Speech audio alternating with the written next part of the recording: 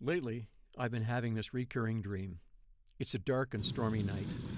What a trite way to begin a dream. I'm running down a gravel driveway seeking shelter. I assume my car has run out of gas, as I'm not in the habit of jogging in inclement weather, or any weather for that matter. In fact, I rather dislike jogging. Nonetheless, a large Victorian structure looms up ahead. I ascend the porch stairs and apply my digit to the door buzzer, immediately receiving a huge electric shock, which sends me hurtling backwards off the porch. I awake in a stupor to find my head cradled in the warm and tender embrace of a raven-haired beauty. Her long fingers are stroking my brow, and she is softly cooing. "Where am I exactly, and who are you?" In a husky voice, literally dripping with sexuality, she replies, "You're safe now. No one will harm you." Besides being somewhat vague, I find her response a little melodramatic. But what the hell? It's a dream, and in these circumstances, people are inclined to say strange things. Next thing I know, she's tucking me into a large 4-poster. Actually, make that a 5-poster, as I'm sporting a serious Woody. She steps back into the shadows of the room and ever so slowly begins to undress, lingering on each garment. I'm transfixed. My heart sounds like a howitzer inside my chest. My libido is in interstellar overdrive. Every ounce of my being is screaming to engage with this vision of perfection. She tantalizingly emerges from the shadows. I swear, Hugh Hefner would have gladly given his entire Playboy fortune for a mere glimpse of this succulent nymph. All I can do is stare. The 5-poster is beginning to shake.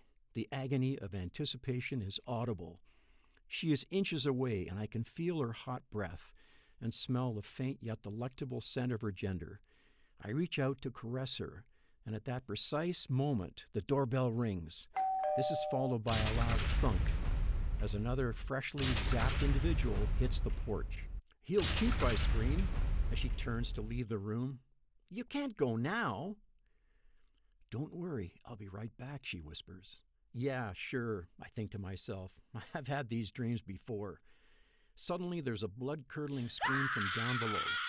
I vault out of bed and run out into the hallway, in time to see what looks like the creature from Alien sliming its way up the staircase. Jesus fucking Christ. From Blue Movie to Fright Night, this I don't need. All of a sudden, I realize I gotta get out of this dream, and I race down the hallway in the opposite direction. Except now it's a ship, and it's rapidly filling with water. Fucking A. I hit the stairs 3 at a time, and next thing I know, I'm face to face with Gene Hackman, Shelley Winters, and the rest of the cast from the Poseidon Adventure. Not a disaster dream. I hate disaster dreams. Now I'm really mad. "Get the fuck up those goddamn stairs, you nimrods," I yell. "And take off some of that pork, Winters, you lard ass." I make it to the upper deck, prodding Shelley's butt the whole way. There's a flash of light, and I'm temporarily blinded. When I regain my sight, I emerge into the middle of my high school reunion. Good old Brampton High. There's the graduating class of '69. All 3 of them. It was a tough year for the bell curve, let me tell you. A bigger collection of ne'er-do-wells you couldn't hope to meet in one location. Pretty soon I'm slapping backs with the rest of them and recounting past exploits, none of which actually happened. Everybody's claiming to be a stockbroker or a corporate lawyer, so my tales about brain surgery don't seem so bad. The truth is, half these wankers are unemployed bellends, and of course, Victor Dimshits, the guy with more personality disorders than Imelda Marcos has shoes, is now a high school teacher. Suddenly, the bell rings, and the whole ensemble, like a herd of Pavlovian lemmings, heads for the corridors. "Hurry up, Shawcross, or you'll be late for class."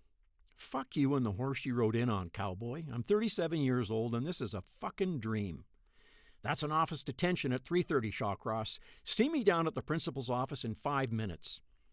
I can't believe this guy, but I figure I've got some time to kill, so I mosey on down to the principal's office. J.R. Willis. The guy died in 1969. What he's doing in this dream, I have no earthly idea. I open the door.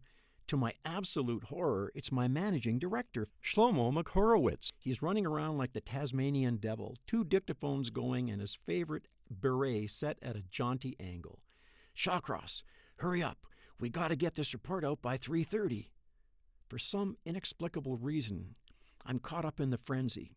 I sit down and begin drawing up a flowchart. For what? I can't even begin to imagine. My mind is an absolute blank. I can't get by the first box. I'm in a real panic now. My heart's racing. I keep checking the clock. It ticks on relentlessly. It's 3:05. I'm writing inanities. It's 3:15. This doesn't make a bit of sense. It's 3:21. I'm in a cold sweat. It's 3:27. My mind is numb. My limbs are heavy. I feel like I'm drowning. It's 3:30. In a flash, I grab hold of myself.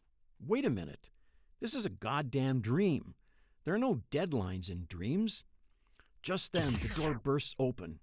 It's the SS, jackboots and all. "Where are your papers?"